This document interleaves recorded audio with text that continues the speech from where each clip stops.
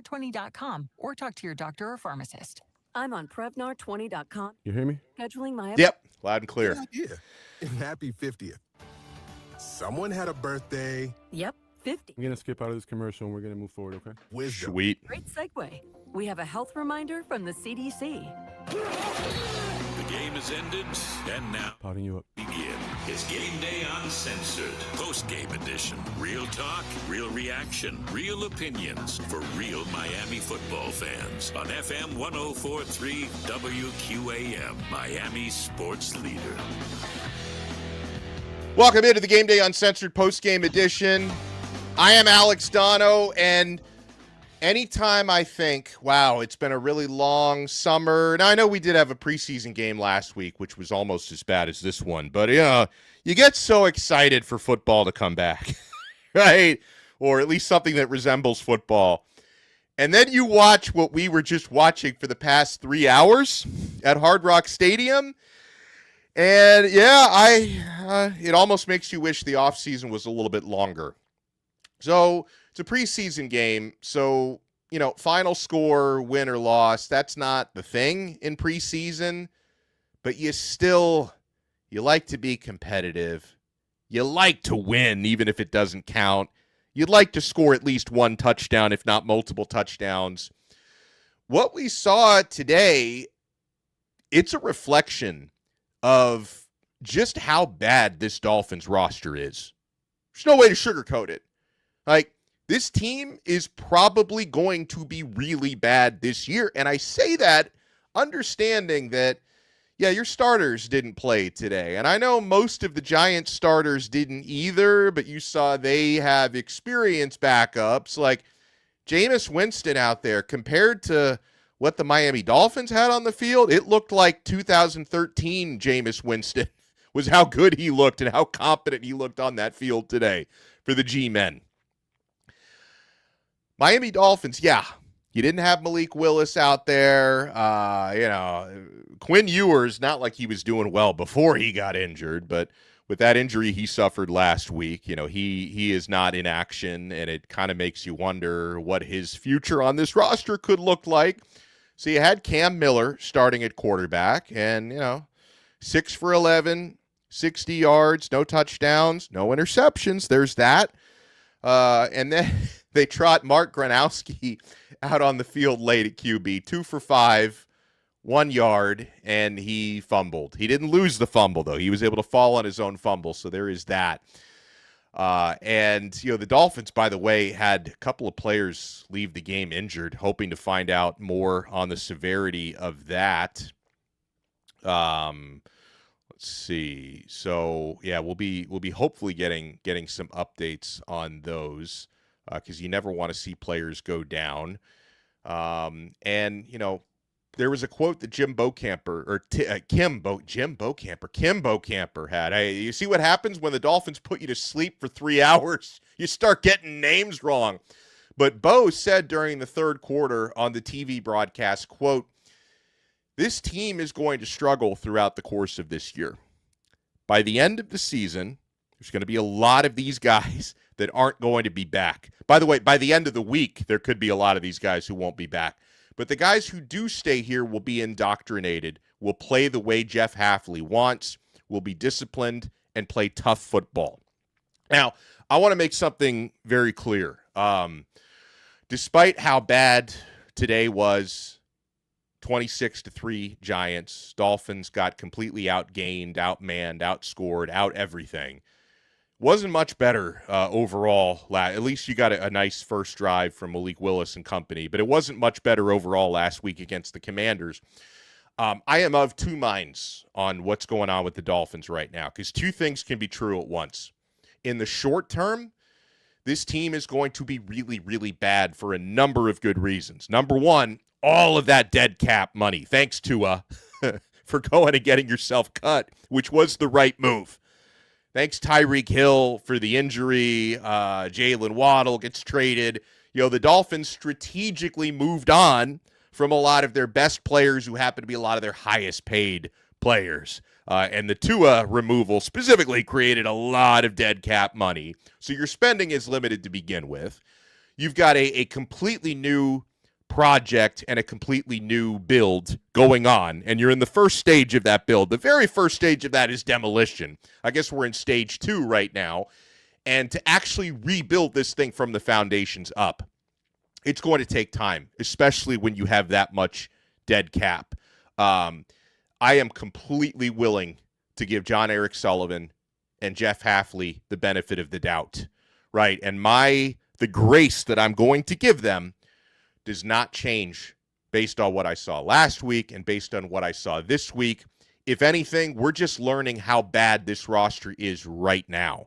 So at a certain point, the players that Sully just drafted and the players that Hafley and his staff are now coaching up, at a certain point, you expect these guys to improve because the team is very young, to improve, to get, I'll use Bo Camper's word, to get indoctrinated in Hafley's way of football, and knock on wood, the players that Sullivan drafted. Now, as a big Miami Hurricanes guy, I host the Locked On Canes podcast every day, shameless plug. I also do the Miami Hurricanes post-game shows on this network, 104.3 WQAM. I know as a Miami fan, a little bit disappointed they didn't draft Ruben Bain, who's about to take the field for the Tampa Bay Buccaneers today. And they also didn't draft Caleb Downs. I'm not a big fan of Ohio State, but I'm a big fan of Caleb Downs. The Dolphins drafted Caden Proctor, who I think only played a series in this game. And, after seeing guys starting to get injured in that first quarter, I didn't think you wanted to take any chances having Proctor on the field for too long. So I hope that the Caden Proctor thing works out. But if that doesn't work out for us and Ruben Bain turns into a Hall of Fame guy in Tampa Bay, we're going to look back on this one a little bit. But I do think overall, Sully, I believe, drafted well. He took some players that I'm really happy, especially Jacob Rodriguez, which I felt was probably our best draft pick. And maybe the steal of the draft, Chris Bell. I know he's injured, but he seems to be on warp speed with his recovery. Like he was suited up for warm-ups today. He was taken off the PUP list last week. So I have high hopes for Chris Bell.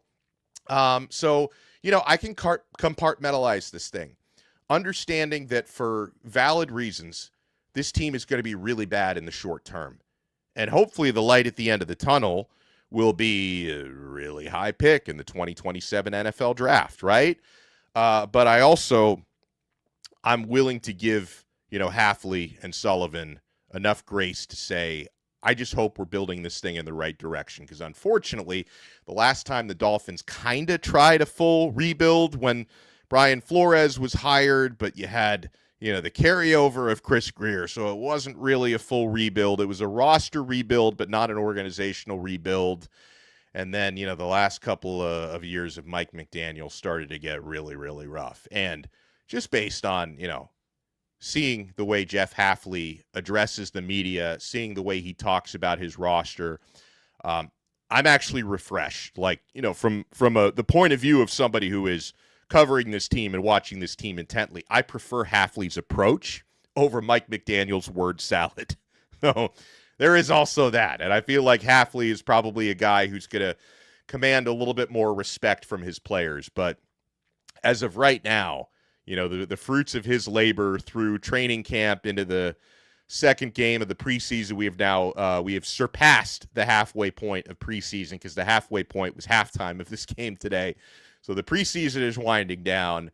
Unfortunately, you're not seeing a whole lot of actual players with pulses. You have way too many cadavers among your second and third stringers. Even the starters aren't great. But the biggest thing that we learned today against the G-Men is the Dolphins' depth is virtually non-existent, to the point where you're making roster transactions at halftime.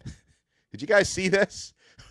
When we went to the halftime break, the Miami Dolphins announced a roster move. We have claimed cornerback Jayonte McMillan off of waivers from Indianapolis. Like, it was so bad out there. They couldn't even wait till post-game to start making waiver claims. They're making waiver claims at halftime. And I do want to open up the phone lines throughout this episode of Game Day Uncensored post-game edition. I'll be reading you guys' comments as well. For those who are watching us live on YouTube, And I think we're on Twitch as well. I don't know how to use Twitch personally, so if we're on YouTube, that's good enough for me. I'll be reading you guys' comments as well. D. Lazar says Tua is a thief. He's stealing money from the Dolphins. He's stealing whatever little money Atlanta is paying him. Gio says, thankfully I got to watch the Marlins win. Yeah, I kind of wish I had been watching that. Man, so we're going to take you through everything on this episode of Game Day Uncensored Post. We are going to have features. And, folks, this is where, as the fill-in host of Game Day Uncensored Post Game, this is where I'm going to earn my money, okay? And this is why Dan Day is going to be really happy he has the night off. Because throughout this episode, I am going to be revealing the main man of the game, sponsored by the main man himself.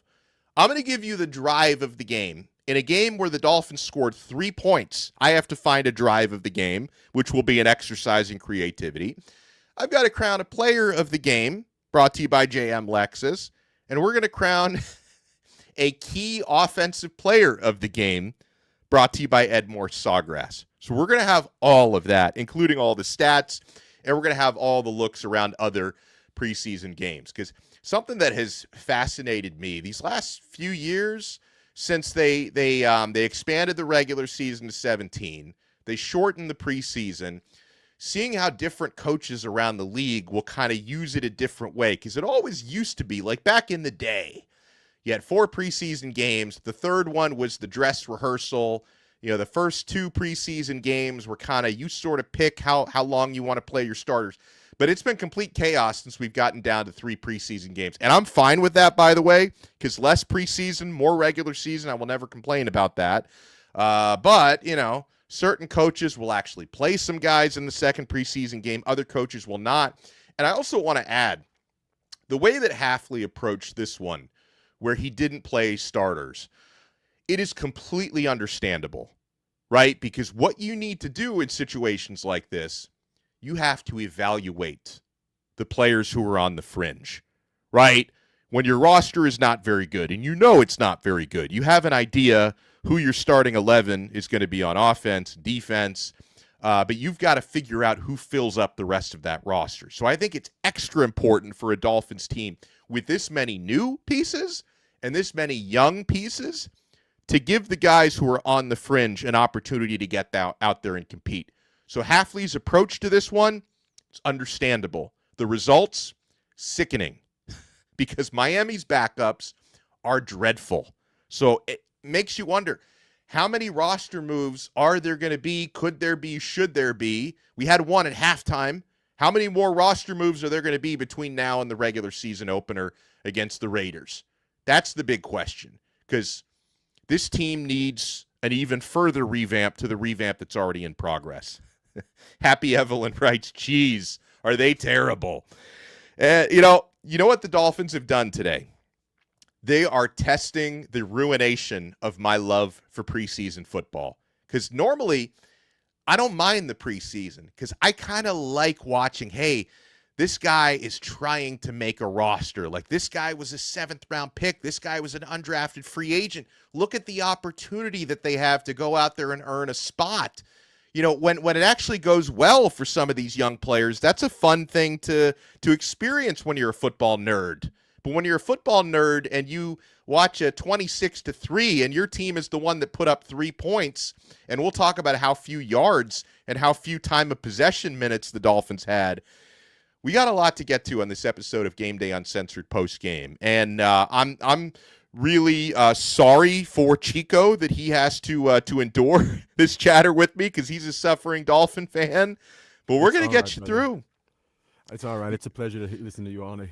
Thanks, Chico. And Chico, you know what I figured out? That I think I'm a jinx for the Dolphins, because if I'm not mistaken, the last time that I filled in for Dan on a post game uncensored was right after the shame that was the season opener against Indianapolis last year. Then I must be as guilty as you are, because every time I turn away from the TV, something good happens. And every time I watch, something terrible happens. I looked away for 3 seconds, and we had a possession. We had a catch. I came back. We're down 20 points. you're not allowed to watch another game, and we might go like 20-0 this year. You realize that. So that's going to be your punishment. All right, so folks, we're going to come back, and we will, God willing, we will crown a main man of the game. You want to keep it right here. We're only getting started on Game Day Uncensored post-game edition right here on 104.3 FM WQAM. Hey, Dolphin fans, here's some great news if you're looking for it. We did it, brother. Next truck is waiting at Edmore Sawgrass Auto Mall. That's right. Edmore Sawgrass Auto Mall is your GM truck headquarters with over 800 vehicles. I'm going to change this banner for you, all right, bud? Stop destination Sweet. for trucks, SUVs, and more. Shop Chevys, GMCs, Buicks, and Cadillacs all in one place. And right, There's always the Panthers. in the 80 years of serving South Florida. So whether you're headed to the stadium, tailgating with your friends, or just looking to upgrade your ride, see the team at Edmore Sawgrass Auto Mall, your GM truck headquarters. With a huge selection and 4 great GM brands, there's something for every drive, every So job. I and think the every YouTube game viewers day. can still hear me. Edmore I will be the Sawgrass crying Auto towel Mall for you guys. today. Don't worry. You want to? I got you. Edmore Sawgrass Auto Mall, where you're always backed by Morse. If you own a business, you've heard it all. From fast funding to easy approvals, everyone says the same thing. LendSeek is different. We show you what you actually qualify for. LendSeek's AI-enabled platform matches you with funding options with no guesswork. Up to $5 million in as fast as 24 hours. If you've been in business over a year, doing at least $50,000 per month, apply for free with zero out-of-pocket costs and access to over 100 lenders. Start ready, stay ready. Lendseek.com. LENDSEEK.com. We've all received invitations in our lives. So what makes this one feel different? It's not the quality of the paper. It's the feel of hand-stitched leather beneath your fingertips. It's not words printed in ink. It's lines sculpted in steel with precision and intent. And it doesn't arrive in an envelope. It arrives with a heartbeat. This is the invitation to Lexus Summer Sales Event. Get offers on select models now through August 31st. Responsive legal help. That's what you get when you call Anajar Levine. Our highly skilled attorneys are here to serve you, and we'll fight to get you the maximum compensation you deserve. Our law firm covers all of Florida. Every case we handle gets our full attention and commitment. We put our clients first. That's why people call us first. Call now for a free consultation. 1-800-747-FREE. That's 1-800-747-3733. Don't wait. Call 1-800-747-FREE. Main office, Fort Lauderdale. At JM Lexus, luxury is more than what you drive. It's how you're treated from the moment you walk in. With personal attention, transparent pricing, and no dealer fee, every part of the experience is designed around you. Simple, transparent, effortless. Hey, so when we go to commercials, you want this little commercial break screen, or do you want to keep talking to the chat? Yeah, probably the screen in case I pick my nose or something. You got it, babe. You know how it is. Someone had a birth. We're a minute out. Yep, 50. Can't believe it. 50 Yes, years sir. of wisdom. Great segue. We have a health reminder from the CDC. Pneumococcal vaccination is recommended for adults 50 or older. Says here, we're over 6 times more likely to be hospitalized with pneumococcal pneumonia than adults under 50. I don't love those odds. Same. Look what I found. Pfizer's Prevnar 20 is proven to help protect adults against pneumococcal pneumonia and invasive pneumococcal disease in just 1 dose, and millions have already gotten it. Continued approval may depend on a supportive study. Don't get Prevnar 20 if you have a severe allergy to its ingredients. A weakened immune system may lower your response. Common side effects include injection site pain and swelling, fatigue, headache, muscle, and joint pain. For full prescribing information, please call 1-855-213-2138. Visit Prevnar20.com or talk to your doctor or pharmacist. I'm on Prevnar20.com now, scheduling my appointment. Good idea. And happy 50th. This is WQAM-FM and HD1 Miramar, WQAM Miami, and Odyssey Sport. Potting you up. Jar and Levine accident attorneys. Call 1-800-747-FREE. Now, let's get back to the Game Day Uncensored postgame show on FM 104.3 WQAM, Miami's sports leader. Welcome back to Game Day Uncensored post-game edition. A game where it's really hard to reach to find anything positive about your Miami Dolphins today. The game's over. That's a positive. we're closer to the regular season, which I guess is yet to be determined whether that's a good thing or not. But, you know, we know the context. We know that this is a rebuilding team. John Eric Sullivan, Miami's new GM, has taken the approach of we need to build this thing responsibly in a cost-effective way within the parameters of having all that dead cap money after releasing Tua, which I think was the right move, and moving forward and, you know, building it young and hopefully sustainably for the future. And so, you know, keeping that in mind, Miami rested all of the starters except for the potential rookie starters because they could use the reps. Caden Proctor, although I think he only played a series, Chris Johnson, Jacob Rodriguez, but any starter who's older than a rookie did not play in this one. You know, unfortunately, Trey Moore, 4th-round draft pick, linebacker, suffered what looked like an ankle injury when hitting Jameis Winston. And running back Ollie Gordon left the game. Now, when at the time when he left the game, like, I don't think any of us could actually figure out just from looking at the replay what the injury was. Like, he did kind of land hard on the elbow, but if that was the issue, like I was reading post-game notes from my friend Alan Pupar, friend of this station from Miami Dolphins on SI, and what did he say about that injury? I think he referred to it as possibly being an oblique injury for Ollie Gordon. What appeared to be an oblique injury. Teams are not required to announce injuries during the preseason. So I would imagine that could get maybe described during a press availability this week from Hafley, but they don't have to disclose like during the game, because normally when you're at an NFL game, or at least in the press box, and then the media will blast it out. When an injury happens on the field, they tell you like, oh, it's possible. It's a concussion protocol, or it's a shoulder, or it's an ankle, whatever. Preseason, you don't have to do that. So I guess we can only guess on that.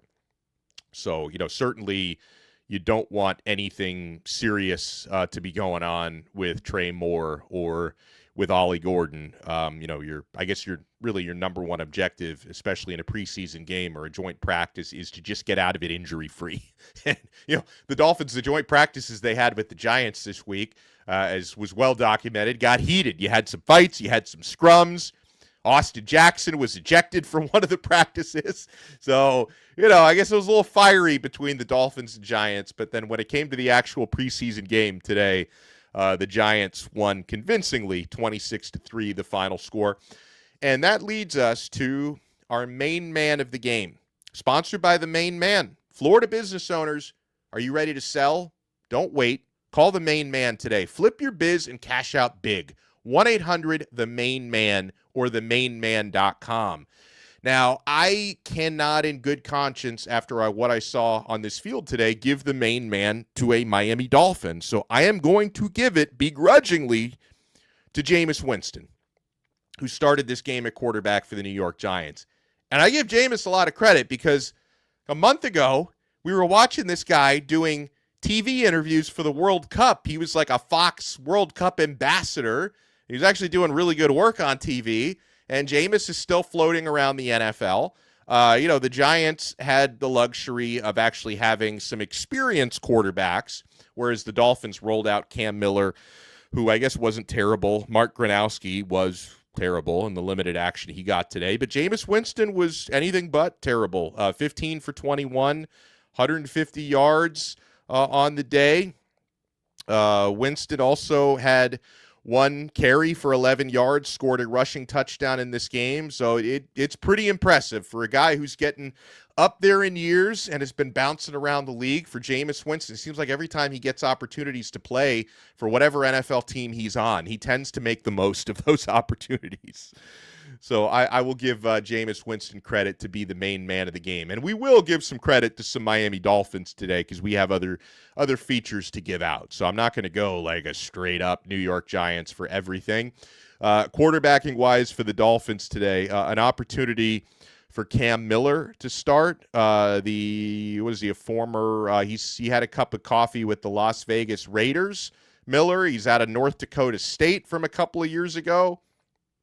He today, I'll tell you, he looks better than Quinn Ewers looked last week. Cam Miller, 6 for 11, 60 yards, no touchdowns, no interceptions. Dolphins didn't score a touchdown today.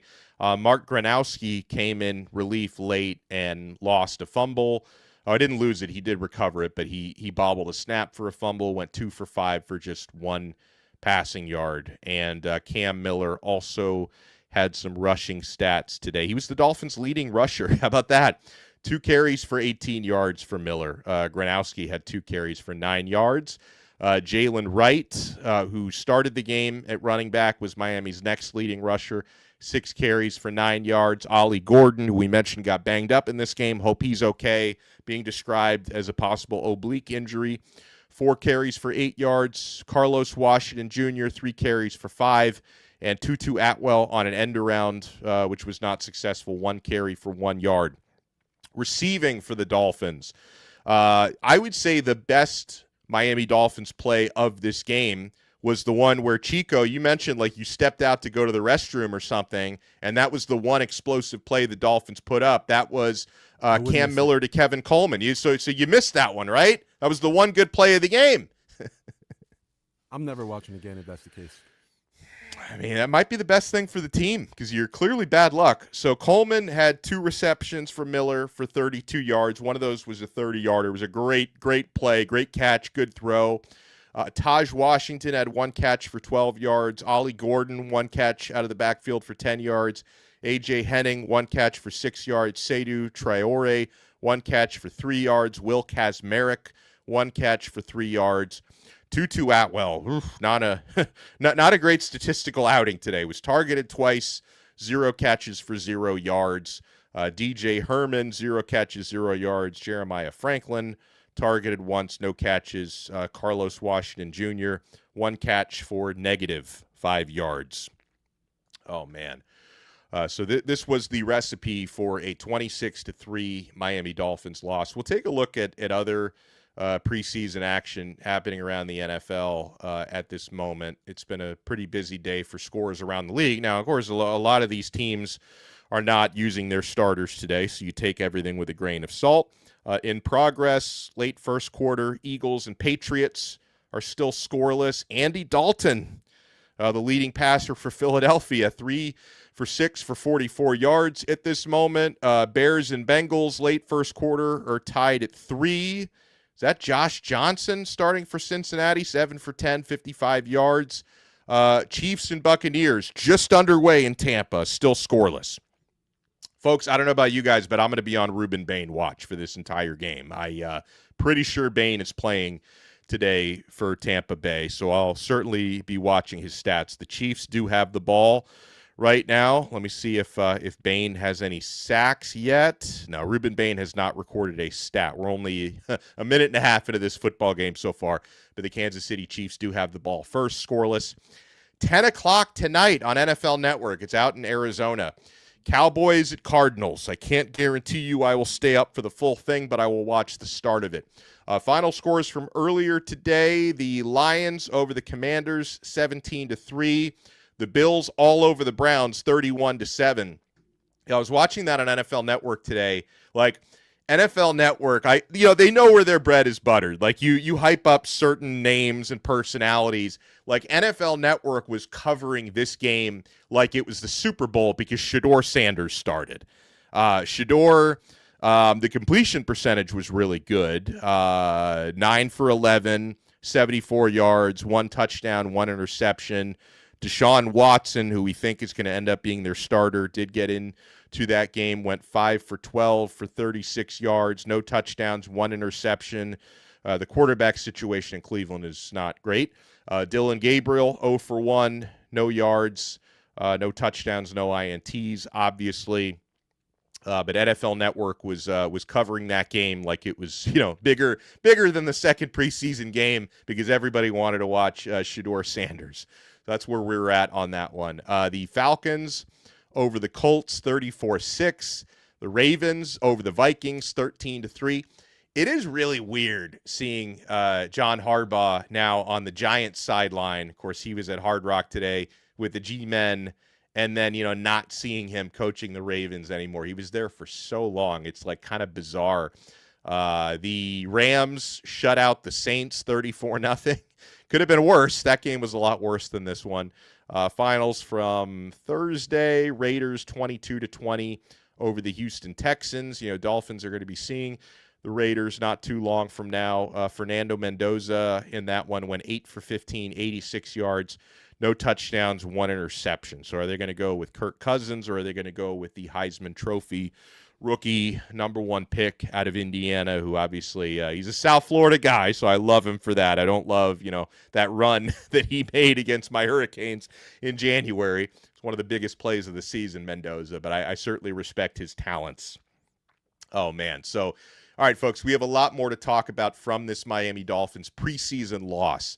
And again, it's not the fact that you lose another preseason game. Nobody cares about the final score. It doesn't count. But it's the fact that this team's depth or lack thereof got exposed, right? Because when you had primarily your 2s and then your 3s get into the game, it probably more closely represented a UFL team versus an NFL team a lot of times in this one, which was not an easy thing to look at as a Miami Dolphins fan. But we're going to keep you guys rolling.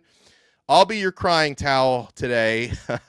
We'll talk about the Dolphins. We'll talk about the rest of the NFL. Hell, we might even talk some college football, because week 0 is going to be here in just 7 days. And man, I'm jonesing for the start of the NFL regular season, but I am itching for the start of the college season, especially now for my Hurricanes. We're still 13 days away. They play week 1, but week 0, it's going to be here in a hot second. You want to keep it right here. 26-3. The Dolphins lose to the Giants in preseason. We'll keep talking about it here. Game Day Uncensored, post-game edition on FM 104.3 WQAM. This is the story of the one who keeps multiple buildings running smoothly day after day. Plumbing that flows, HVAC that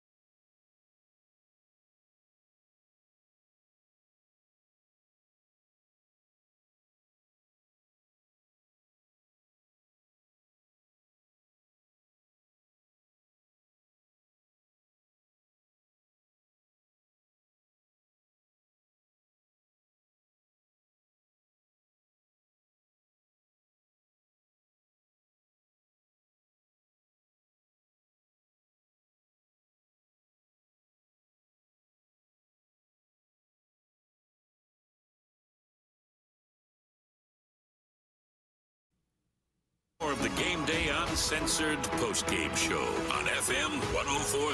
3, 2, 1. Miami Sports Leader. Welcome back into the Game Day Uncensored post-game edition. I am Alex Donno. Your Dolphins lose another preseason affair, 26-3, your final score. I know that the focus for the Dolphins right now is identifying who deserves to be on this team to play in the NFL. How do you fill out your roster? Because the Dolphins, as was clearly on display in this game, do not have much of any depth. We talked through some of the individual stats. Let's talk about the team stats today. First downs for the Giants. Passing first downs, 13 of those. Dolphins just had 2 first downs completed through passes. Rushing first downs, 11 for the Giants, just 1 for Miami. First downs that came from penalties. The Giants had 2. That's good. That means they got the first downs through Dolphin penalties. Dolphins had 0. Third down efficiency. This is one that Hafley and staff, regardless of what personnel was on the field, this is something they're going to look at, and they're going to pull the film, and a lot of players are going to hear about this. The Giants were 11 for 18 on third down. Dolphins were 2 for 11. I don't care if it's preseason. I don't care if it's training camp. I don't care if it's your turkey bowl that you play with your family and friends on Thanksgiving. 2 for 11 on third down. It's awful. Like, you're not going to win any game when you're going 2 for 11. Total plays, Giants ran 79 of them. Dolphins ran just 36, which tells you the Giants were able to keep the ball moving, complete first downs. The Dolphins were not. Every Dolphin drive. We go through the Dolphins drive chart. Have one of those vomit bags nearby. The total yardage, New York, 390. Dolphins, 102. I want to look back real quick on that note to what the stats were yardage-wise from the opening game. I know I've seen people posting. We'll circle back to that because, like, the yardage numbers, how the Dolphins have been outgained now through the first 2 preseason games, it's shocking. And in this game, 390 to 102 with the Dolphins on the worst end of that. Total drives, Dolphins had 9, the Giants had 11. Yards per play, 4.9 for New York, 2.8 for Miami. Passing yardage, 257 for the Giants, 52 for the Dolphins. Giants quarterbacks combined to go 31 for 42. Dolphins quarterbacks combined to go 8 for 16. Giants had 133 rushing yards to 50. Red zone, Giants went 2 for 7 in the red zone, which is pretty bad, but the Dolphins went 0 for 0. And even when the Dolphins kicked their field goal, was I the only one who was like, it's preseason, go for that first down? It's 4th and 2. Now, I think the thought was, like, your kickers also need practice, and it was a 50-plus yarder. But I thought they should have tried to go for the first down. Time of possession: Giants 41 minutes, Dolphins 19 minutes. So yeah, going back to the scoring plays here, it was a Riley Patterson 53-yard field goal is the one time that the Dolphins got on the board. The Giants got on the board with a Jameis Winston 11-yard rushing touchdown. Dominic Zavada 43-yard field goal. Devin Singletary, South Florida native, he had a good game for the Giants, a 13-yard rushing touchdown. Was able to get to the edge. No Dolphin tackler had an angle on him. It was a good play. Another 32-yard field goal for the Giants that came after the Riley Patterson 53-yarder. 27-yard field goal for the Giants, followed by a 37-yarder. The Giants used 2 different place kickers, so I don't know if that's a kicking competition they have going on, or they just, YOLO. Let's use a couple different kickers in this one. But 26-3, New York was the final score in this one. Eric says on the YouTube chat, I kept the Sunday ticket going. That was probably the stupidest thing I've ever done. Well, hold on, but explain to me why that's stupid. I know, like, the Sunday ticket's expensive. Like, I get that. And, like, I actually had Sunday ticket last year for the first time ever. Like, I've done Red Zone a lot of years, but I did Sunday ticket for the first time ever. And I did it because my 8-year-old son, he was 7 last football season, he idolizes Cam Ward. Loves Cam Ward. So I essentially got the Sunday ticket, so we had the option of watching Cam Ward every Sunday, but I felt like my son did not watch nearly enough to justify the price. So I opted out of Sunday ticket for this year. I'm just going to do, I don't even know, like they made it so complicated with the Red Zone thing now that it's on YouTube TV. I don't even know can you separate them now? Like can you do just Red Zone anymore? I just want to watch football, man. I mean, yeah. So, I mean, if you're a Dolphin fan, if you want to watch like actual football, like the Red Zone, or sorry, the Sunday ticket and/or Red Zone might be the move this year. I did it last year. I felt the price was exorbitant, but we may have to do it again.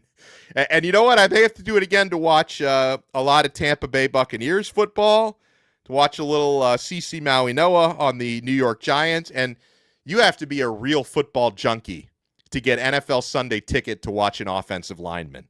That's how much of a junkie I am. It's like, I got to watch Francis Maui Noah every Sunday, so I got to get the Sunday Ticket. By the way, Dr. Toboggan says that Ruben Bain just got a pressure in the Buccaneers game. I mean, I've been watching a lot of the training camp material that's gone out on Ruben Bain. Like, I'm not going to claim that I cover the Buccaneers on a daily basis, but I keep tabs on how Ruben and how Keontae Scott, who's also there in the Buccaneers secondary, and every time I'm reading up on Bucs practice or every time I'm seeing those video clips that go out, Ruben is doing something that either shows you his strength, his motor, or his work ethic. And it seems like Bain has been crushing it there in the city that we now refer to as Tampa Bain. Seems like he's doing great things out there. So, man, Heat Cult says, if you already subscribe to YouTube TV, are you grandfathered into Sunday Ticket? I don't think so. Like last year on YouTube TV was the first time I ever did Sunday Ticket, but I don't feel like the DirecTV people were grandfathered in. I may be wrong about that. But I guess we can revisit that during one of the breaks here. So, yeah, let's take a look at some of the other scores right now around the NFL preseason. We talk some of the big NFL storylines in this one as well. Eagles have scored a touchdown against the Patsies. Philly is now up 7-0 early second quarter. Bears and Bengals still tied up at 3. Early second quarter in that one. Chiefs and Buccaneers, we've been paying attention to that one for the Ruben Bain factor. They are still scoreless, 8:02 in the first quarter. Baker Mayfield did start for Tampa Bay. He's 1 for 1 for 11 yards so far. Okay, how about this? Miami Hurricanes faithful, you'll love this one. Keontae Scott is the Tampa leader in tackles at this moment. He's got 2 solo tackles right now. So Ruben Bain has not recorded a stat because they don't keep pressure tallies like on the ESPN stat page. So I'm told he did get a pressure, has not recorded a stat just yet, but Keontae Scott has. So we'll be keeping our eyes on that one throughout the evening here. Cowboys and Cardinals will play at 10 o'clock tonight. Lions beat the Vikings earlier, 17-13. Bills over the Browns. Shedeur Sanders taking the L there, 31-7. Falcons over the Colts, 34-6. Ravens over the Vikings, 13-3. Rams shut out the Saints, 34-0. Is it a lot of day games today in NFL preseason, which I guess if you live somewhere where the humidity is not 400%, maybe you can do an August day game. I feel like in Miami that was just a bad idea. Like, this is like the first time I can remember in a long time the Dolphins having a preseason game that started before 7 p.m. Like usually every year it's prime time. But they did a 4 o'clock kick today, Dolphins versus Giants. But we have a lot more to talk about, folks. We are going to crown our drive of the game when we come back, brought to you by your Southern Lexus dealers. As your Miami Dolphins just put up 1 field goal today. You didn't get shut out. The Saints got shut out today, so there's that. The Dolphins did not get shut out in this one. Kevin Williams is asking, is Ruben Bain playing for Tampa Bay? Yeah, he is playing today. He recorded a pressure a little earlier in this game for Tampa Bay against Kansas City. You want to keep it right here? Game Day Uncensored post-game edition will continue right here on FM 104.3 WQAM. Make this the summer at Rob Lambden's University Dodge, Florida's #1 volume Ram truck dealer. Save up to $20,000 off new Ram 1500 light-duty pickups and get a 10-year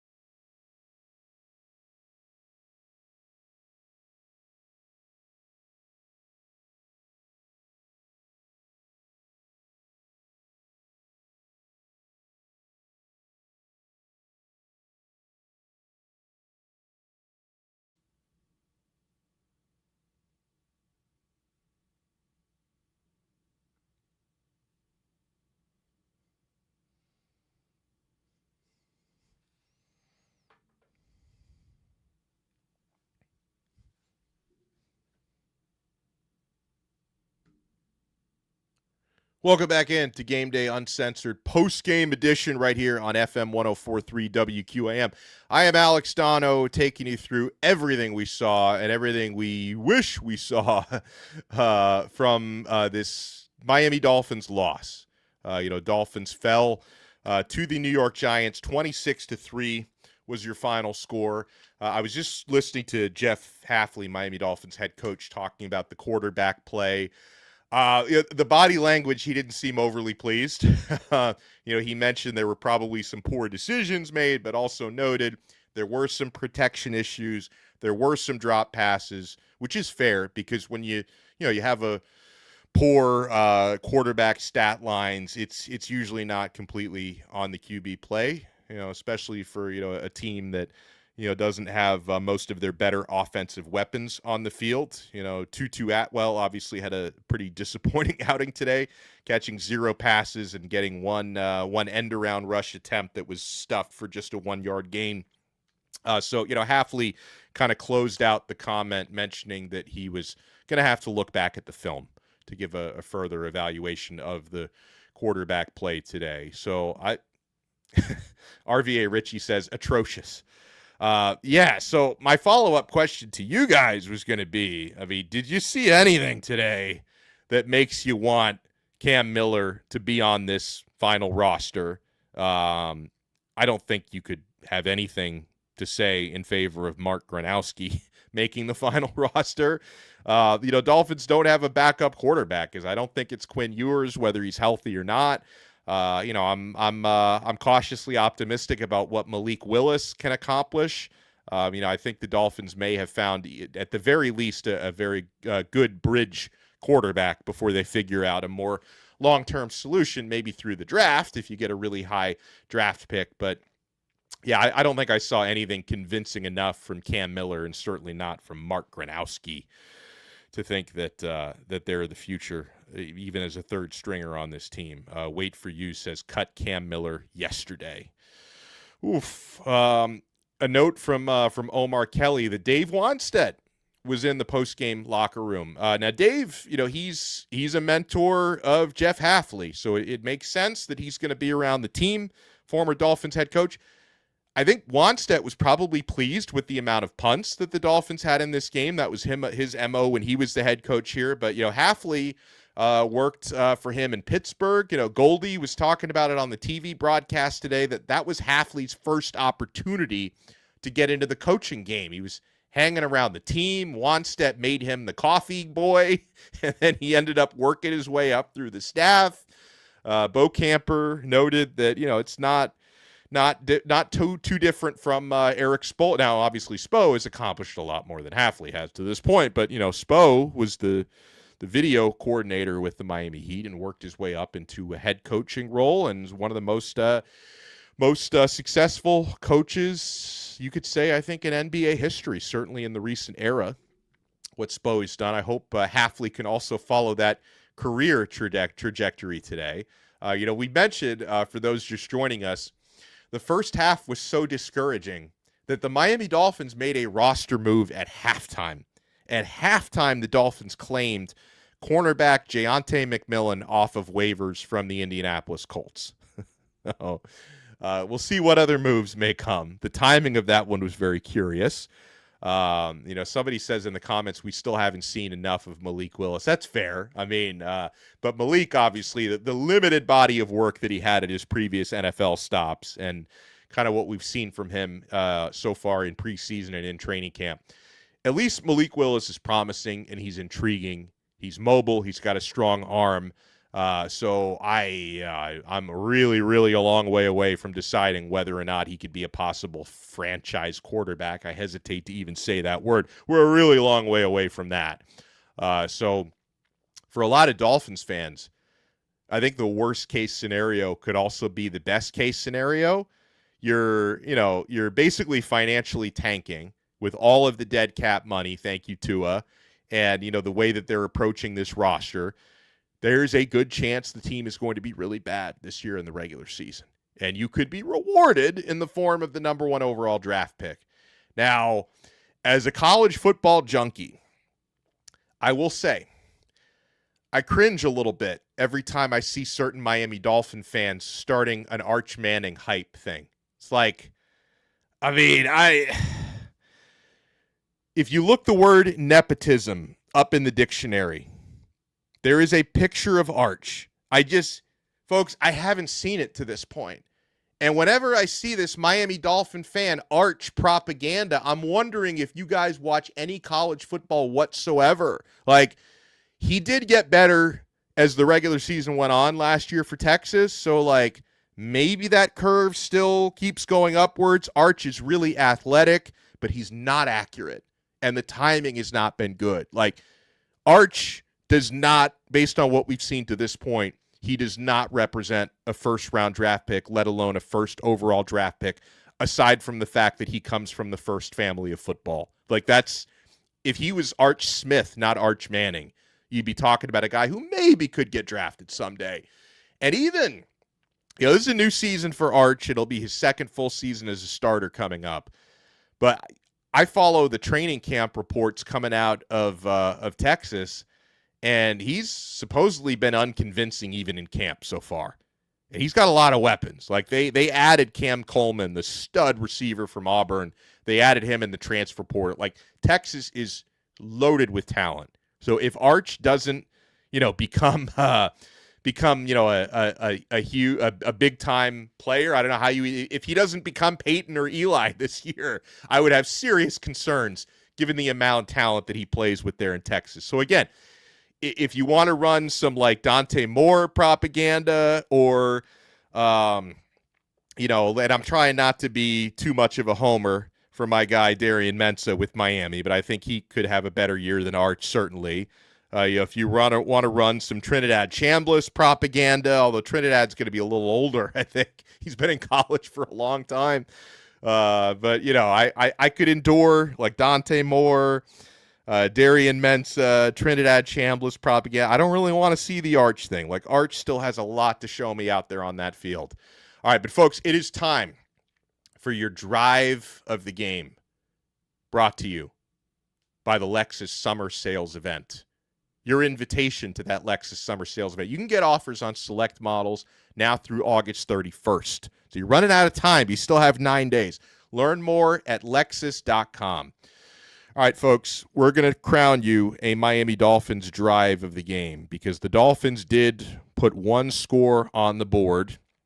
The Miami Dolphins were able to get a short pass to Cam Miller for 3 yards. That opened up the drive. Cam Miller to Traore, I should say.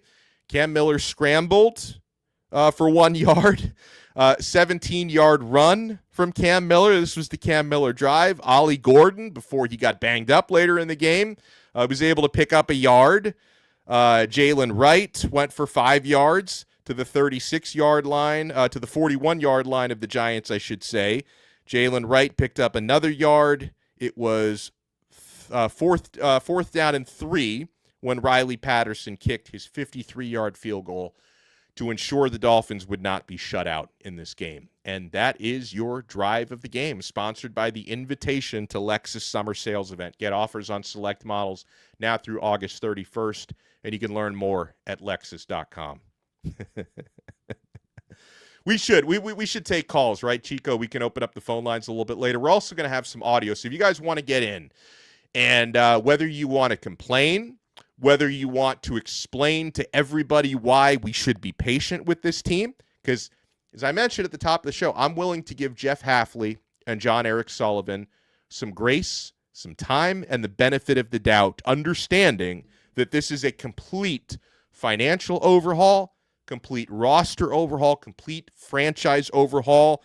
And I'm glad that Stephen Ross, even though he tried to do a rebuild some years back, was willing to do another one and was willing to hit that reset button and understand half measures are not getting it done. So you can get in and share your infinite wisdom with us at 305-567-0560. That's 305-567-0560. If you want to let us know how you're feeling after preseason game number 2. So, I mentioned we were going to look back at at preseason game number 1, because the Dolphins were outgained 390 to, I think, 101 today in yardage, which is really rough. So you go back to the Washington Commanders game. The Dolphins actually had a lot more total yards in that one, 226. They were outgained 334 to 226 in that one. And then in this one against the Giants, where the Dolphins only put up 3 points, the Dolphins were outgained by New York. What was the 102 for the Dolphins, 390 for the Giants. So it doesn't instill a lot of confidence. The Dolphins used 2 different quarterbacks in this one. I don't know if they had any other quarterbacks available. But the Dolphins used Cam Miller, who went 6 for 11, 60 yards, and Mark Gronowski, 2 for 5 for 1 yard and a fumble that he was able to hold on to. So there's that. All right, so Chico, do we have some audio ready from Willie Gay Jr. after this one? So let's hear Willie Gay Jr. talking about, what does losing in the preseason mean, if anything?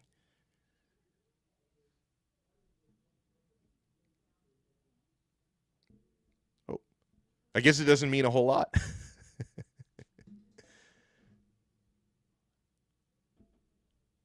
Yeah, I don't hear it. I don't know if the people can hear it. We'll get back to it. I am cursed. I am absolutely cursed today. Everything I touch turns to stone today. I swear, Alex, everything I touch turns to stone. I'm not watching the Dolphins anymore, so they have a chance of winning. And I might not touch this computer anymore, so your show can actually go on air.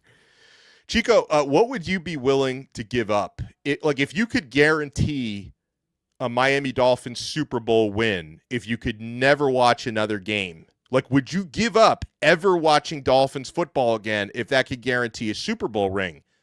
Would you do that? The unselfish man in me says yes, bro.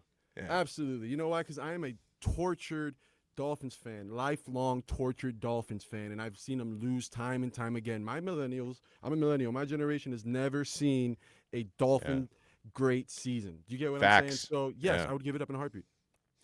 Yeah, you said something about being selfless or generous, because my problem with that is it's a catch-22, because it's human beings by nature, everybody's a little selfish, right?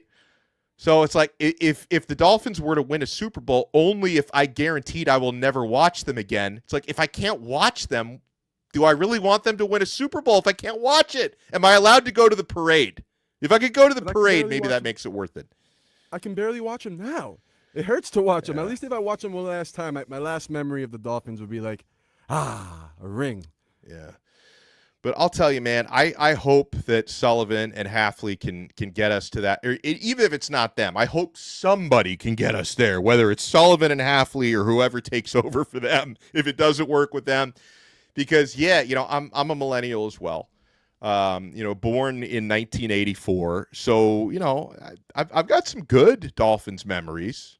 None of them ended in parades and rings and confetti. But I got some good memories. I was able to grow up on Dan Marino. I was able to watch, players who are still some of my favorites to this day, like Jason Taylor and Zach Thomas, Pat Surtain, Sam Madison. So I've got some really, really good memories. But, I'm middle-aged, and I don't have the memory of seeing my team win a Super Bowl. So I will say that all the suffering we've been through and are continuing to go through, if and when the Dolphins can actually get to that point where they're the top dogs in the league and we can get back to doing something we haven't done since 1973 and 1972, if we can get to that point, God, it's going to feel so much sweeter after all we've been through. Because, I look at, I've got some good friends who are Patriots fans. Because I went to the University of Miami. There was a lot of Northeasterners that went to that school with me, a lot of Bostonians. And, the Patriots got to a point in the early, mid-2000s where it's the season was a failure if they didn't win a Super Bowl. It's that was the stead. Brady and Belichick won 6 rings together. How spoiled they were. So it's winning Super Bowls kind of got boring for them because it happened every other year, essentially. I'd love to know how that feels. But the first ring that we get in over, what has it been, over 50 years now, the first ring that we get, it's going to be the most incredible feeling, Chico, because, like, I know it's been a long time for my Canes, but I was able to watch, 4 of the 5 national championships that the Hurricanes have won, 3 Miami Heat championships, 2 Miami Marlins championships, of course, the most sacred championship of all, the Inter-Miami MLS Cup. I kid. It was something, though. It was something. Like, everybody's won championships in my lifetime except for my Florida Panthers. I can't forget the Panthers. I love the Panthers. The Panthers winning 2 Stanley Cups. But then, of course, I have my Miami Dolphins. Heat Cult says, Donno, you're still a young blood. I was at that Monday Night Football Orange Bowl game when Marino spoiled the Bears' undefeated season. Oh, yeah. I guess I was alive then. It was 85. I was born in 84. I don't remember it. I was like a year old. But I've seen enough highlights, and I used to watch a lot of NFL films growing up. When like you turn on ESPN2 like at a random afternoon, they'd be showing the NFL films. That was even before NFL Network, I think. And man, that had to be something, Heat Cult, like to be at the Orange Bowl for the Dolphins, who of course still have the only perfect season in NFL history, to spoil the Bears' perfect season. That had to be special. So, Alex, I was born in 87, and the only awesome thing the Dolphins have ever done since I was born was Ace Ventura. That was a great film, and last time I saw them win. I know a lot of people who are clearly not Dolphin fans who think that the second Ace Ventura movie was better. No way, man. The first one, Sure. Snowflake the Dolphin, Dan Marino getting kidnapped by Einhorn. Finkel is Einhorn. It's great. Best performance by the Dolphins since I was born. Yeah. I mean, Marino was a decent actor in his day. I'll give him that. Oh, man. All right, so the Dolphins lose 26-3 tonight. I'd love to know from you guys, is this even worse than you expected in terms of the depth or the lack thereof, right? Because I think we all knew that this was going to be a painful season coming up, probably a very difficult preseason to watch. And if you watch all 4 quarters of today's game, God bless you. Like, I watched the entire game today, but really the only reason why I stuck around was because I knew I was going to have to talk about it on the radio. I shouldn't even say have to, because I love this job. Even when I'm talking about a terrible game, I'm so blessed to be doing what I'm doing right now. So I don't want to make it sound like an obligation, but with the fun that I'm having right now did carry the obligation of needing to watch the entire game. And I don't think I would have done that if I wasn't talking about it on the radio right now. I haven't talked about the defensive stats for the Dolphins. Cam Riley, who's a second-year undrafted former Florida State guy, he put up good stats in this one. 10 tackles, 1 TFL today. Willie Gay Jr. had 8 tackles, 1 tackle for loss. Kyle Lewis had 5 tackles. Jackson Woodard had 5 tackles. Lonnie Johnson Jr. and Miles Battle, and also Seth Coleman-Lyles, Rodney McGraw, Fatorma Mulba had 4 tackles apiece. Dante Trader, A.J. Green III, and a bunch of others. Ethan Bonner had 3 tackles apiece. Jacob Rodriguez had, who did start. He was one of the few projected starters who could start. The only guys that the Dolphins started that were starters were the rookies because they need the reps. Jacob Rodriguez had 2 tackles in this one. No interceptions. No fumble recoveries in this one, a.k.a. no takeaways. This was a forgettable performance. And I would imagine that when Jeff Hafley, his staff, Sullivan, when they have to go through the film of this one, there's going to be a lot of notes taken. And it's going to be a lot of red pen type of stuff that's taken from this one. So you have to wonder, how many roster transactions in terms of how many guys do you cut? How many more players do you claim off waivers? Because the second and third stringers on this team are so bad that it's they're really interchangeable. You can take guys off the scrap heap that get cut by other teams, and they're probably better than the guys that you're about to cut. So I would imagine a lot of roster moves between now and the start of the season. Dr. Toboggan says he also watched the entire game for no apparent reason. Oh, the Dolphins did have one fumble recovery. Woodard, I stand corrected on that. I stand corrected on the fumble recoveries. I'm sorry. I went off of my limited memory from the game rather than actually looking at the stats on the takeaway. So good on you. Yeah, each team. I'm sorry. If I remember correctly, we had 2 fumble recoveries, right? One of the quarterbacks dropped the ball and recovered his own fumble. Yeah, right. But when you recover your own, we don't count those. We try to forget about those. I'm looking for positives. Quickly. Yeah, you're looking for positives. I appreciate that. When you recover your own fumble, it's like I just saved that woman's life. But wait, weren't you the one who pushed her into the ocean? Like, oh yeah, but then I dove in and got her after that. So it's something like that, man. 305-567-0560. We'll open the phone lines. 305-567-0560. Keep it right here. We'll continue to talk about this preseason L. 26-3. Miami Dolphins lose at home to the New York Giants right here. We'll continue Game Day Uncensored post-game edition on FM 104.3 WQAM. Responsive legal help. That's what you get when you call Anajar and Levine. Our highly skilled attorneys are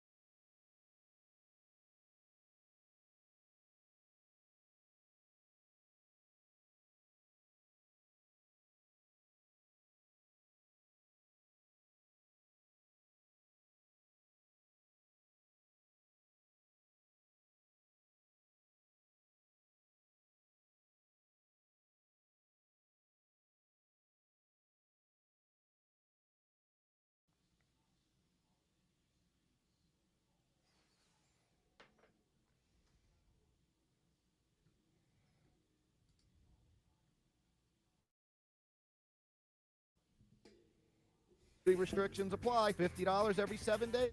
I got Preston on the phone. Okay, big guy, we got a caller. Expire in 1 year. Ends August 23rd. Terms dkng.co/predictions promo. Nationwide based on sportsbook predictions and free-to-play sports contest availability varies by state. We've all received invitations in our lives. So what makes this one feel different? It's not the quality of the paper. It's the feel of hand-stitched leather beneath your fingertips. It's not words printed in ink. It's lines sculpted in steel with precision and intent.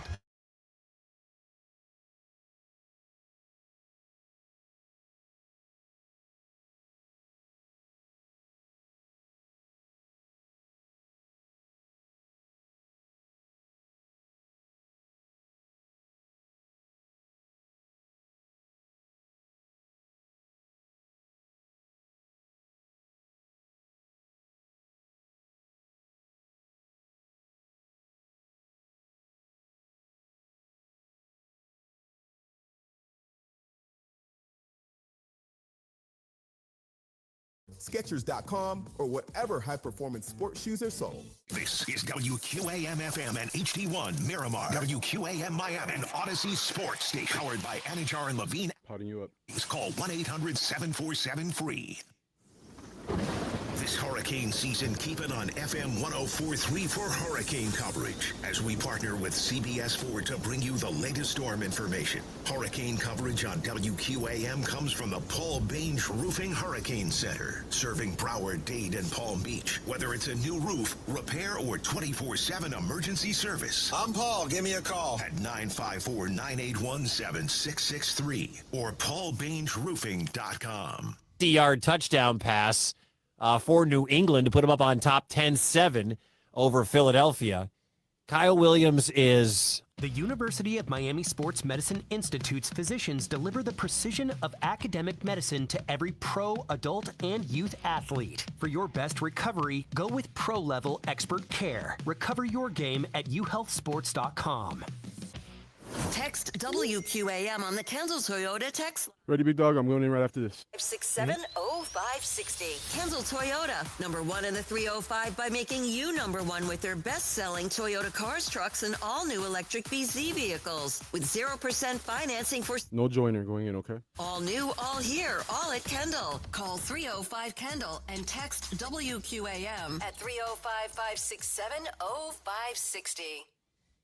Welcome back into Game Day Uncensored post-game edition. We really didn't see any positives. I mean, you guys let me know if you came away saying, I love that. I mean, 53-yard field goal in this one. Your punters got some good workouts. I'm sure Dave Wanstedt, who was at the game, was very happy to see that. He's one of Jeff Hafley's mentors. But, yeah, I mean, I don't know how you come away from this game feeling great. You also had a couple of injury scares in this one. Trey Moore left the game injured. Ollie Gordon, we don't know the severity yet. We'll probably find out more from Hafley throughout the week. But let's go to the phones, 305-567-0560. We got Preston with us. What's going on, Preston? Yo, what's up, man? I'm doing all right, despite, being really bored for 3 hours today. Other than that, I'm good. How are you? I'm doing good. What's on your mind? Man, what's worse about watching the game on your couch is going 2.5 hours out of your way to go see the game in person, I would say, to be honest. Oh. It was horrible. Did you get some tailgating in at least? Because it might have been worth it just for the tailgate. Our burgers were better than the game, I would say that for sure. Yeah. But we need to go for those fourth downs. We need to put our starters in. Nobody deserves to be out of the game besides HN. I would say everybody needs to prove their roster spot. I wouldn't be surprised if we made a bunch of cuts coming Monday. Yeah, it's going to be one of those Black Mondays for the Dolphins. I think you're right. I think we're going to cut a lot of people. How was the crowd there, Preston? Was there a good amount of fans? I say we definitely got outfanned by Giants fans. The crowd was more towards the Giants. We were in the Dolphins section, so we definitely could hear it. But the Giants definitely were cheering louder than we were, especially when Odell came out and stuff like that. Oh, my God. Yeah. Yeah. Thank you, Preston. I appreciate the call, and I'm glad the burgers were good at least. Thank you so much, man. Yeah, he's right about that. I was watching the television broadcast, so it's like you could definitely hear the Giants fans. Like they were prolific. Unfortunately, we have a lot of New Yorkers that moved down, even though the funny thing about the New Yorkers that moved to Miami is all they talk about is how great New York is. It's like, what are you doing here then? New York is so great. Stay there. They come down here. They root for their Giants and their Jets and their Mets and their Yankees. We obviously don't see the Yankees a whole lot, but every now and then in interleague play it happens. And they're Knicks. Oh, my God. But, yeah, you could definitely hear the Giants fans. And he's right. When Odell Beckham came out and he made a catch, he also had a drop that he should have had. But Odell, deservedly so, because of his previous exploits with the Giants. The Giants fans were going crazy for him, man. So, yeah, Preston was certainly right about that. Let's go to our player of the game. Sponsored by JM Lexus. At JM Lexus, luxury comes with clarity. Enjoy a premium Lexus experience with no dealer fee, transparent pricing, and a team focused on making every step fast, easy, and hassle-free. Now, since we've already given the main man of the game to Jameis Winston of the Giants, who played really well, that's just, Jameis, that's whenever he gets his opportunities, he always makes the most of them. For player of the game, I'll stick with a Giant. Devin Singletary, Giants running back, who scored a nice 13-yard touchdown, 8 carries for 40 yards. Singletary, South Florida kid, went to FAU. So I'm sure he had a pretty good cheering section in the stadium as well. It was hard when they were cheering for his touchdown. It was hard to tell. Was that just the Giants fans, or was that also the FAU faithful that were at the game who were going crazy for Devin Singletary? Oh man. So that is your player of the game tonight, sponsored by JM Lexus. But I want to take another look at our scoreboard around the country. Miami Dolphins, of course, fell to the New York Giants 26-3. Your final score. 2-minute warning of the second quarter. The Patriots are on top of the Eagles 10-7. Let's see who's starting in that game. Tommy DeVito started for the Patriots. Tommy Cutlets, 8 for 14, 151 yards, 1 touchdown, no interceptions. The Eagles quarterbacking looks pretty rough today. They got Andy Dalton. He started for them, 3 for 10 for 44 yards. Tanner McKee, 1 for 2 for 3 yards. It's always one of the most interesting things you do when there's all these preseason games going on, and you go to see who's quarterbacking for who, and you always get these shockers like, oh, he's on that team now as a backup or a third stringer or somebody trying to make the roster. Bears and Bengals is about to go to halftime with the Bengals on top 10-6. Josh Johnson starting for the Bengals, 13 for 21, 1 touchdown, no interceptions. Case Keenum, that's a where is he now, started for Chicago, 7 for, actually, I think Caleb Williams started but hasn't played as much. Caleb Williams started the game, went 2 for 5, 28 yards, no touchdowns, no interceptions. Case Keenum then got in the game for Chicago, 7 for 14, 96 yards. So you got the Bengals on top of the Bears, 10-6. All right, so the game of the night, as far as I'm concerned, with a couple of former Hurricanes, Chiefs and Buccaneers. Midway through the second quarter now, Kansas City on top of Tampa Bay, 3-0. We look at those Tampa Bay defensive stats. Keontae Scott has 3 tackles. I know Reuben Bain had a pressure. I don't know how long he played or if he's still in the game. I don't see any official stats for Bain outside of the pressure that he recorded, so we'll keep our eyes on that one. And if anybody has that game on and you're paying close attention to it, let me know if Reuben Bain is still in the game or not. Wow, Dr. Toboggan actually with a good suggestion. Go and sign Tommy Cutlets. Go sign Tommy DeVito. What he's doing for the Patriots tonight is better than anything Cam Miller and Gronowski did for the Dolphins today. Go out and listen. Tommy DeVito, he's a New Yorker. He'll want to come down to South Florida. Get him down here. He probably has relatives down here. Well, wasn't Tommy living with his mom when he was playing for the Giants? He probably has an uncle he can live with.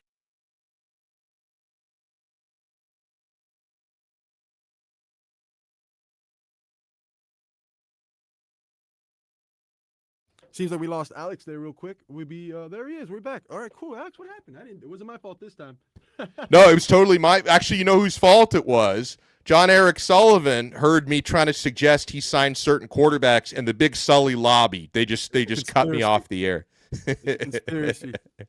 No, it's totally my fault. I meant to open up a new tab, and I clicked out of the studio by accident. At this point, I'm scared to blink with the kind of day I've been having, Alex. Yeah. So guys, don't blame Chico. That one was absolutely not on Chico. That one was completely on Donno, not on Chico. He didn't do anything. Let's see. So the Chiefs Buccaneers is one of 3 games in progress right now. 10 o'clock tonight out in the desert. You've got the Cowboys at the Cardinals. Finals from earlier today. The Lions beat the Commanders 17-13. So the Commanders, who beat the Dolphins last week, they take their first preseason L. For the Lions, Luke Altmaier, 9 for 13 at QB, 86 yards. Joshua Dobbs, 7 for 12, 74 yards and an interception. The Commanders have that, what is he, Greek, that quarterback whose name I cannot pronounce, Athan, went 11 for 14, 162 yards. Sam Hartman, 9 for 11, 67 yards. Jaden Daniels, 0 for 1. No yards, no completions today. Let's see what else we have in the final score book from earlier. today around the NFL preseason. Bills over the Browns 31-7. 10 for 12 today, not from Josh Allen, but for Kyle Allen at quarterback for the Buffalo Bills. 10 for 12, 128 yards and a touchdown. The Browns did give an extended look today from Shedeur Sanders, who started the game. I don't think it was convincing for Shedeur. 9 for 11, 74 yards, 1 touchdown, 1 interception. Deshaun Watson went 5 for 12. No touchdowns, 1 interception, 36 yards, and Dylan Gabriel went 0 for 1. Did not record any passing stats in that one. Falcons over the Colts, 34-6. Ravens over the Vikings, 13-3. Rams shut out the Saints today, 34-0. I mean, man, if you thought the Dolphins game was bad, the Saints put up a goose egg today. On Thursday, Raiders over the Texans, 22-20. Mendoza had no touchdowns and interception in that one. 49ers 41-17 over the Chargers. On Friday, the Carolina Panthers beat the Jaguars 34-17. Where are the Jaguars? They're playing like Orlando this year. Is that where the Jaguars are playing? I know they're renovating their stadium in Jacksonville this year. Who else we got from earlier on Friday? Let's see. The Jets over the Steelers, 17-0. Packers, 33-13 over the Broncos. And we do have a game tomorrow night on Fox. The Seahawks will be at the Tennessee Titans. I don't know what the plan is for Cam Ward in that one, but if I find out he's playing, I will watch. So the Jaguars are playing at Camping World Stadium in Orlando to the 2027 season. That Camping World Stadium, it's terrible.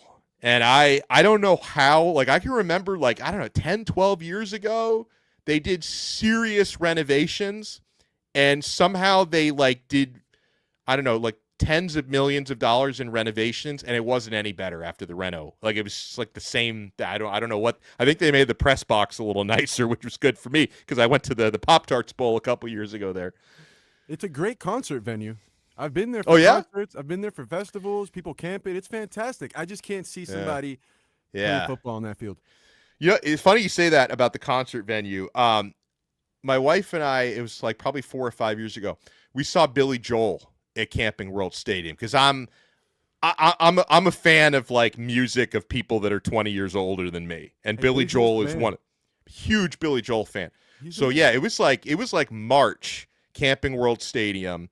Billy Joel was great, but the problem was it was 28 degrees there. It was so cold. It was probably the coldest day in Orlando history. It happened to be when I saw Billy Joel, and I went for the cheap seats, Chico, because I found the cheapest tickets I could find because Billy Joel tickets are not cheap, right? Because people who go see Billy Joel are 75 years old and they're loaded. Die hard. Yes.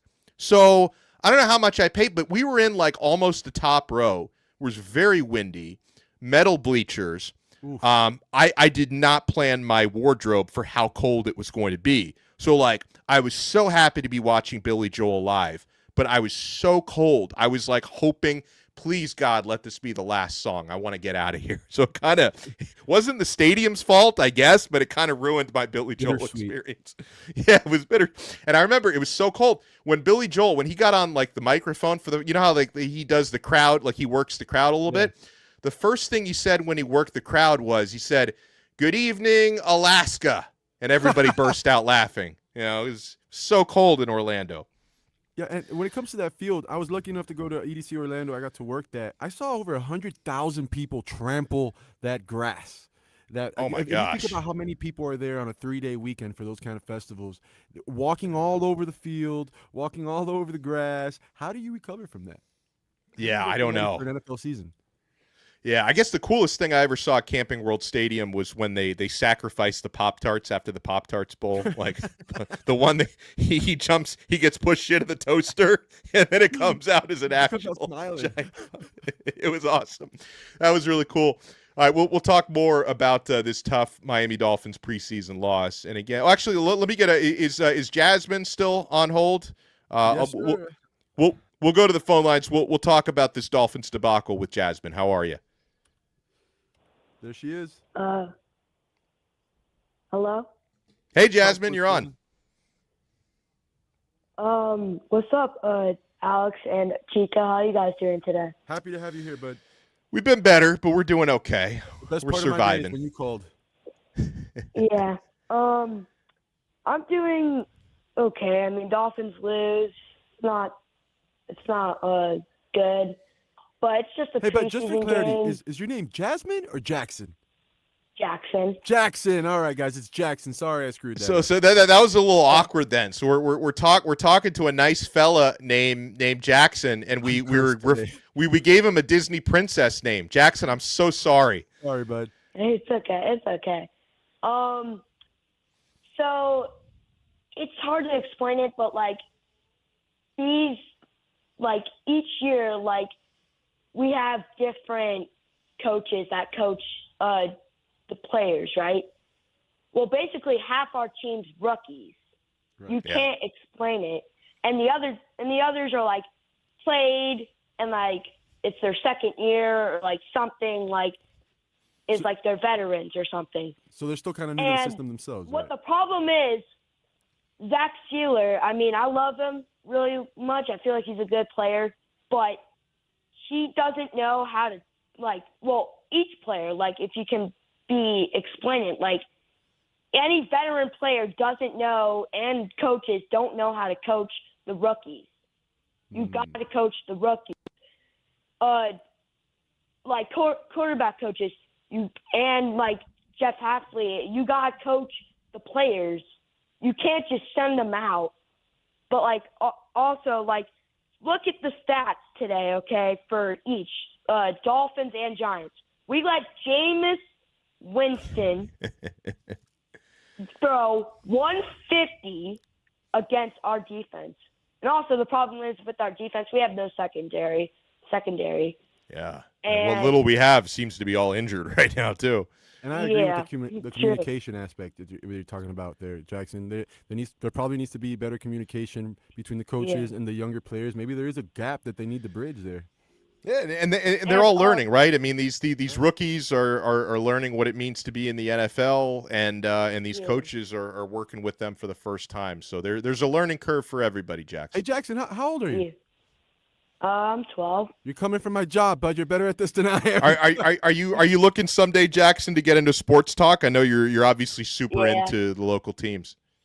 Yeah, I'm super into it. I've been a Dolphins fan since the day I was born. I love them. They're my heart to me. I wouldn't ditch them for nothing. I would do anything just for them. I'm a season ticket holder too. Good for you. I fly down the games and I see what is going on, the games and stuff. So I don't have any kids, Jackson, but if my 12-year-old grew up to be like you, I made it in life. You know what I'm saying? I have an 8-year-old, and I want him to be just like you, Jackson. And I appreciate the call, Jackson. We got to run to break in a second. But yeah, Chico, that's a beautiful thing that's happening there with Jackson, because I always say this about our youth. It is becoming increasingly more common for kids to just be bandwagoners, right? Like you're down here, your parents love the Dolphins, but maybe you gravitate towards a team that actually wins. You gravitate towards the Eagles or the Chiefs, and you're rocking your Pat Mahomes merch and stuff. Jackson's parents are raising him right. And Chico, I raised my son the same way. He loves the Dolphins, right? At 8 years old, he's known nothing but pain. Jackson has known nothing but pain at 12, right? My son, he loves, for those who are watching the video version, I'm wearing the Inter Milan kit, right? That's my father's from Italy. So he passed on Inter to me. I passed on Inter to my son. He's a ride or die, right? He's a ride or die, my son, with the Miami Hurricanes, of course, right? With all the local teams that I'm passionate about. I try to raise him right. I know Jackson is being raised right. I lived right next to the Orange Bowl growing up. I watched it shake with all the fans. Oh, did you? If you live right next to, were you able to make some cash on the parking? No, so I was a few blocks down. So you know where the new stadium is right now? Yeah. You know where I literally live. Well, I can't say too much, but I can throw a stone at it. Right. I can basically throw a stone at it and be right there. So I'm super excited for that. That's awesome. That's awesome. All right, so Yeah. Well, we'll have more to come here on the Game Day Uncensored post-game edition. Talking about it's a tough performance to digest because, you win or lose, doesn't matter in preseason. But the point was these Dolphins fringe players, the second and third stringers who are fighting for jobs, they're fighting for roster spots, did not put their best foot forward in this one. You want to keep it right here. Game Day Uncensored postgame continues on FM 104.3 WQAM. Victim of a car crash? Anajar and Levine. Hurt in a slip and fall accident? Anajar and Levine. Injured on the job? Demand Anajar and Levine. Call me, Glenn Levine, for a free consultation. 1-800-747-FREE. That's 1-800-747-3733. Main office for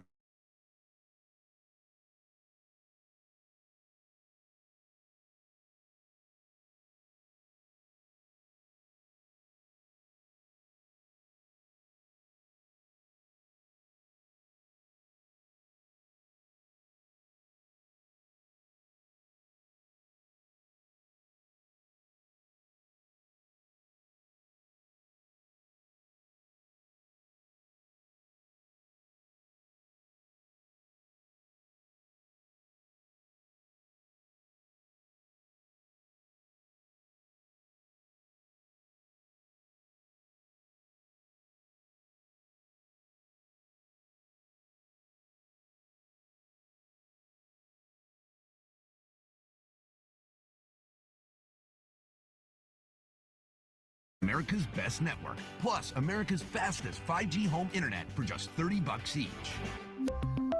$30. Jimmy Garoppolo's still available.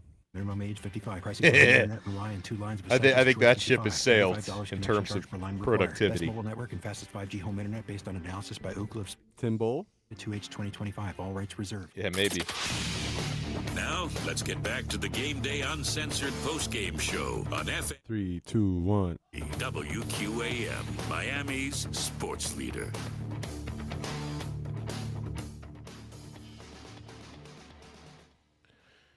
Welcome back into Game Day Uncensored postgame edition. Alex Donno, we got Chico running the show today.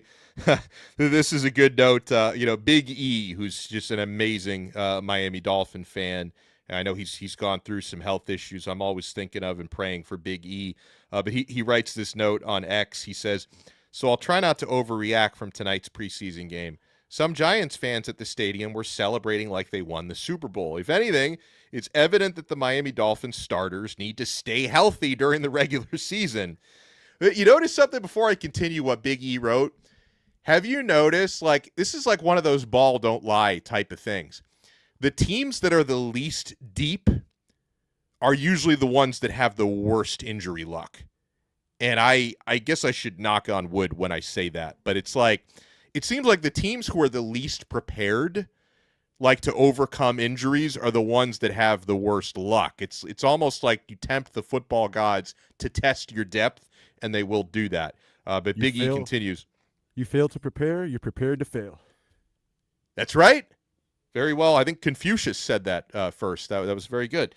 So Big E continues. It was clear last week against the Commanders, but even clearer tonight that the backups have major challenges. He says, "I'm not ready to call the Fins the worst team in the league after 2 games that highlight the players who may not be on NFL rosters come week 1. Thank you for coming to my TED Talk. Fins up, always."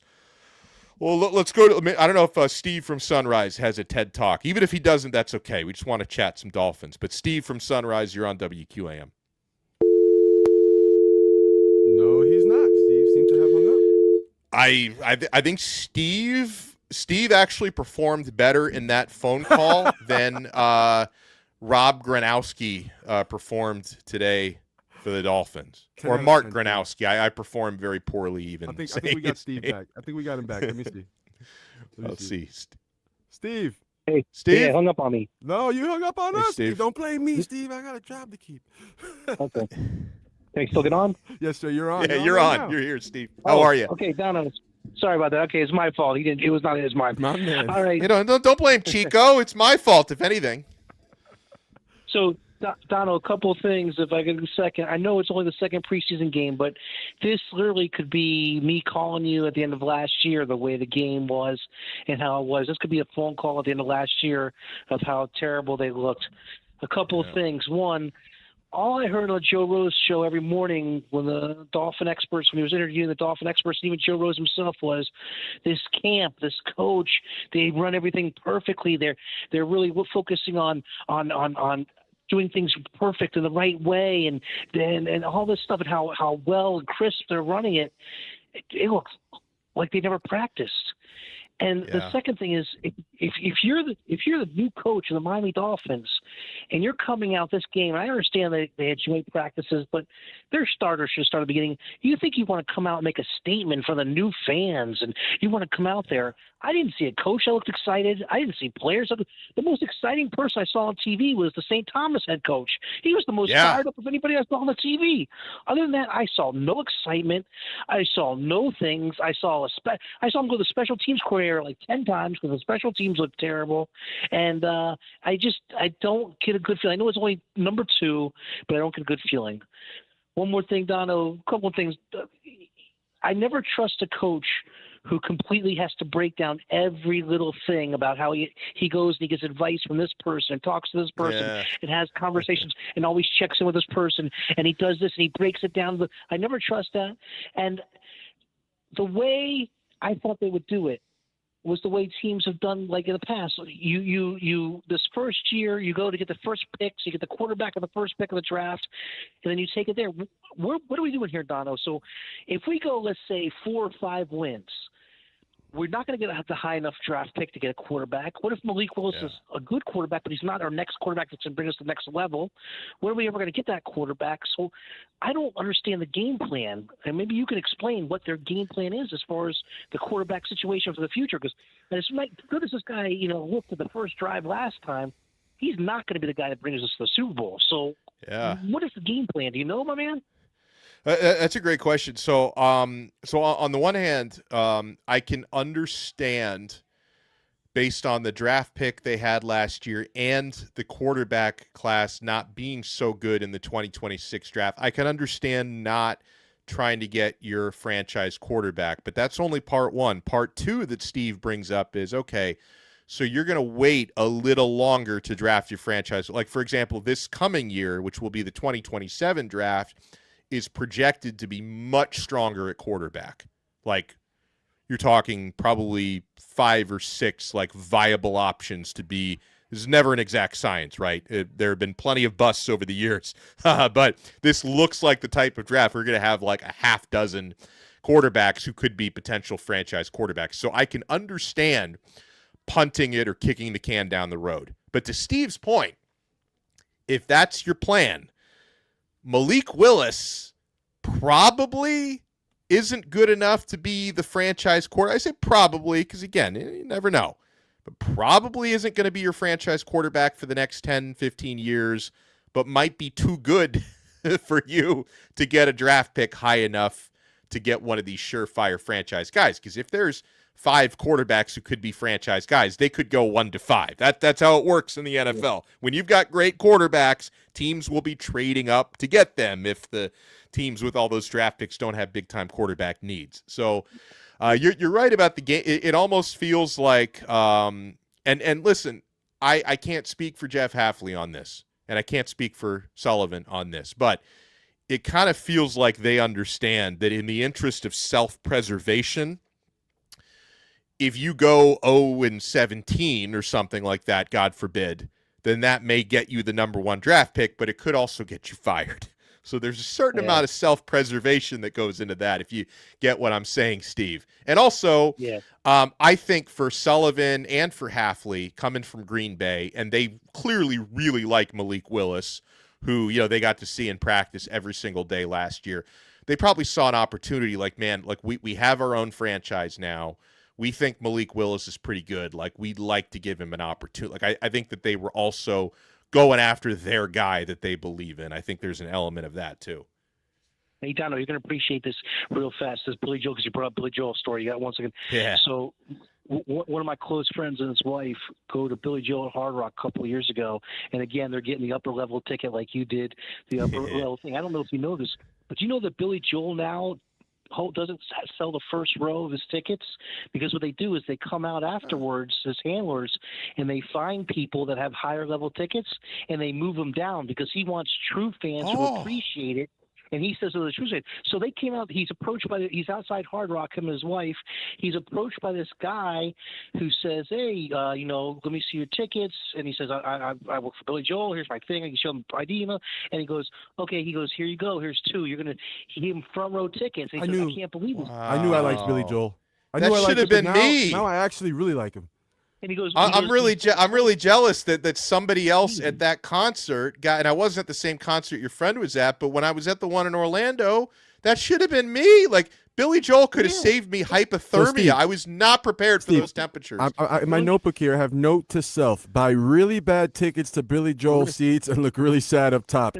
He doesn't sell the first row. You can look into it. It's true. He doesn't sell the first row Yeah, because I believe it. He wants only true fans there. He doesn't want some corporate people sitting there. He wants true fans who are going to get into the music and get into it with him. And so that's what he does now. First row he saves, and they go out and they find people and they send them in the first row. Billy Joel rules, and so do you guys. Take care. So do you, brother. That's a great call from Steve, and that's really cool by Billy Joel, right? Because Steve is totally right. Like. And again, as I mentioned, I bought the cheap seats because Billy Joel concerts are expensive because his target audience are 75-year-olds who own corporations. Like, I can't compete with billionaires for tickets. But to that point, to save the front row for real fans, yeah. In 2027, when you have scalpers buying tickets before they're available to the common fan, you got this guy just saying, you know what, I'm rich enough. Let's make some people happy. I applaud that. That's really cool. Oh man, I feel like if it doesn't work out with Jeff Hafley, maybe Billy Joel wants to coach the Dolphins. But no, and I thought like a joke, obviously. Like I thought Steve's call was really good. He said a lot of things I agree with. I don't know if I'll go as far as to like micromanage Hafley talking about like his mentors and stuff. Some people just have those detail-oriented personalities where they just, he conducts himself with the media the way he will. Hafley obviously proved at Green Bay he's a really strong defensive mind. I hope it works for him as an NFL head coach. Now, I cover the ACC really closely. When Hafley was the coach at Boston College, I never thought he was remarkable there. However, nobody can win at Boston College with the way that athletic department is run, and they got our guy Blake James now as the athletic director. Like, Bill O'Brien is a former NFL coach. He's lucky to win 3 games a year there. Like Boston College, like Jeff Hafley was more successful at Boston College than Bill O'Brien is, which, I guess is saying something because Bill O'Brien had some successful moments in the NFL. I don't really think he's a great coach, but Hafley did a lot more at BC than Bill O'Brien is doing. So there's that. But obviously, given the situation, I was never that impressed with Hafley. But he made his bones as a successful defensive coordinator at Green Bay. So I'm just hoping the transition works for him because, the Dolphins, obviously, their last how many head coaching hires had been coaches without head coaching experience. That's another part of the risk factor. Now, given the situation this roster was in, if you wanted a John Harbaugh to coach here who ended up with the Giants, it's hard to attract someone with that kind of cachet given the roster you have. That's when you have to go after the Hafleys of the world, right? The ones who are happy to have their first NFL head coaching opportunity. So it's a bit of a catch-22. Like it's hard to rebuild with an established Super Bowl winning coach because they don't want to be in that kind of a situation. Yep. So that's why the Dolphins are in the situation they are. But I'm rooting for Hafley. I'm rooting hard for him. I'm rooting for Sullivan. I want to thank everybody who's tuned in. We got one more feature though, and I can actually give this one to a Dolphin. Key offensive player of the game is brought to you by Ed Morse Sawgrass Chevrolet. Tough jobs? Call for the right truck. Find yours at Ed Morse Sawgrass Chevrolet, your GM truck headquarters with over 800 vehicles to choose from. Get backed by Morse at edmorsesawgrasschevrolet.com. The best offensive play for the Dolphins today, maybe the only enjoyable offensive play, was a 30-yard connection between Cam Miller and Kevin Coleman Jr. Kevin Coleman Jr., made a great grab of 30 yards, is our key offensive player of the game today. He had 2 catches for 32, but the 30-yarder was the highlight maker. And that happened to be when Chico was in the restroom. So he missed like the one. Oh, you buying snacks? That's what it was. So the one good play of the game, Chico was out of his chair for that. So thanks everyone for taking in Game Day Uncensored post game edition. I know, starting Monday very early, Joe Rose is going to have a lot to say about this 6 to 10 a.m. So make sure you tune into Joe in Hollywood, and we'll talk to everybody next time. I think Dan will be back for Friday. Dolphins' next preseason game will be on Friday night.